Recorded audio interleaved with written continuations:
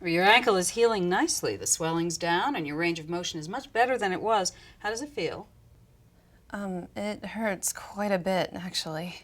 I'd like to ask you a few questions that will help me evaluate how the medication is working for you. Then we can talk more about your pain and figure out the best approach to take. Okay. On a scale of 0 to 10, what was your pain level on average during the past week, with 0 indicating no pain and 10 indicating pain as bad as it can be? Well, while on the pain medication, I'd say like a 2 or 3.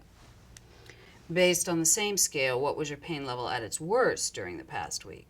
0 indicating no pain, 10 indicating pain as bad as it can be. Well, at its worst was when I was out for 2 hours last Tuesday and I forgot my pills, so that was like a 4 or 5. Can you just write me another prescription?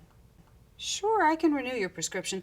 But before I do, I'd like to go over what's called an opiate pain management agreement. What's that? It's a document that's used to clarify the expectations of the patient and doctor when controlled substances like opioid pain medications are prescribed.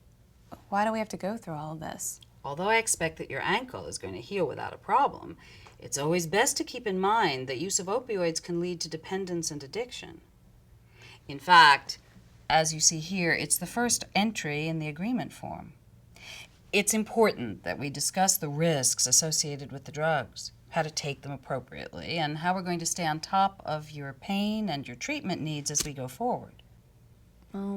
Okay, I guess if that's what we have to do. The first entry simply states that there is a risk of physical dependence or addiction associated with chronic use of prescription pain relievers.